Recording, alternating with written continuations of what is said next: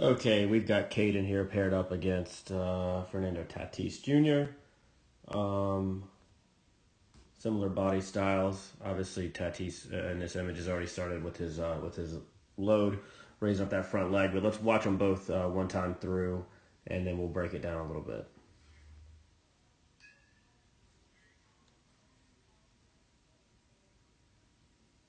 Okay, a lot of good things here. Out of both of them, obviously. Let's start with the stance and the load. A couple key things with the load. Working from the ground up. Let's see where we stand here. We'll start with Kayden's. Anytime we talk about our load, I'm going to nitpick this just a little bit here, but I prefer, he's got a slightly closed stance, so usually when it's a closed stance, you will see this back foot flared out just a little bit. Kind of tough from this angle. If he's squared up, I would prefer to see that back foot facing more towards straight ahead, just from the standpoint of trying to create that linear force back towards the baseball. The angle that Tatis is at, he's more of a square stance, but the angle it throws it off a little bit. But he does keep that pretty much facing straight ahead. Let's clear those lines out and watch Kayden all the way through here.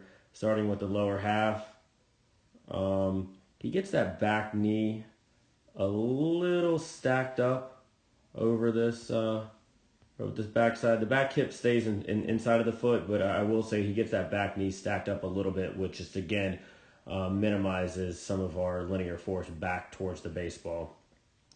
He also, let's look at his overall head movement and eye movement.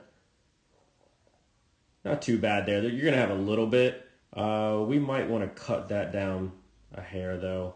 His head starts here, and then, the horizontal movement back is fine. But we want to try to minimize the amount of vertical movement up and down. Let's just look at Tatis here with his head starting here. Take him all the way through.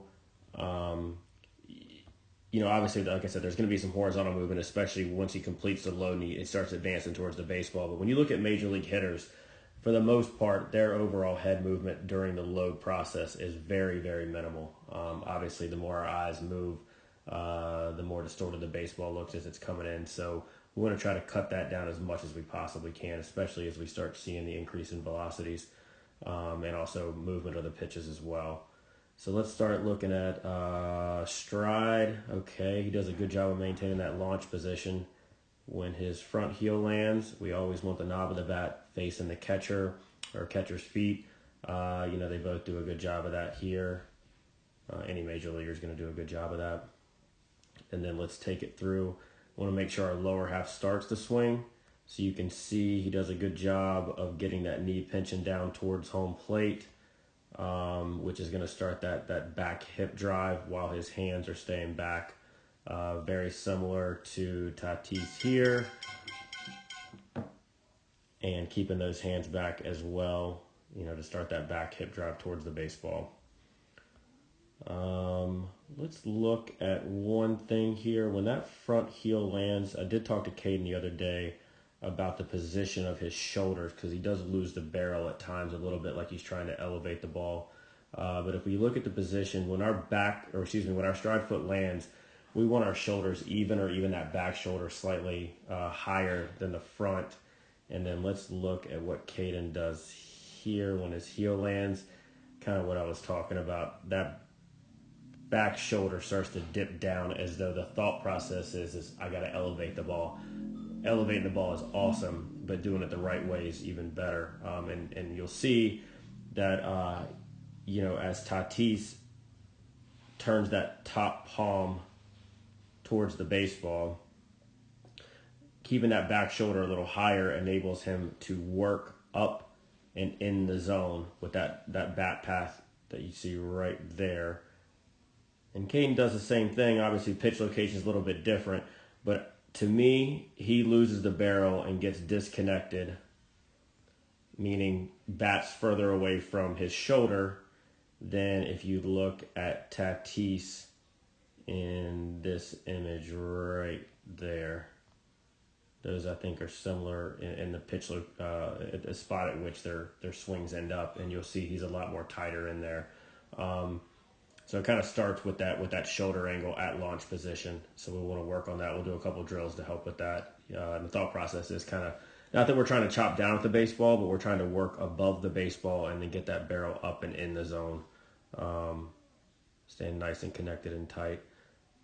Hands lead in front of the elbow there, so we don't really have any elbow drag. We're good there.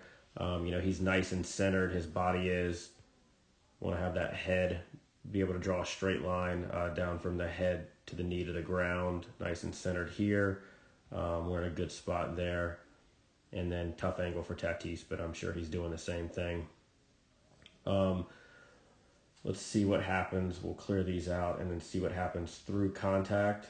Not bad with keeping the barrel. We want to keep that barrel in the zone as long as we can. And, we talk about taking that top hand palm. I like to say giving a pizza to the second baseman for a right-handed hitter and the shortstop for a left-handed hitter, or right back up the middle. So that'll enable us to keep that in the zone longer. And then let's see the extension through Tatis. I would say he probably does a slightly better job of that. Kind of straight down the line,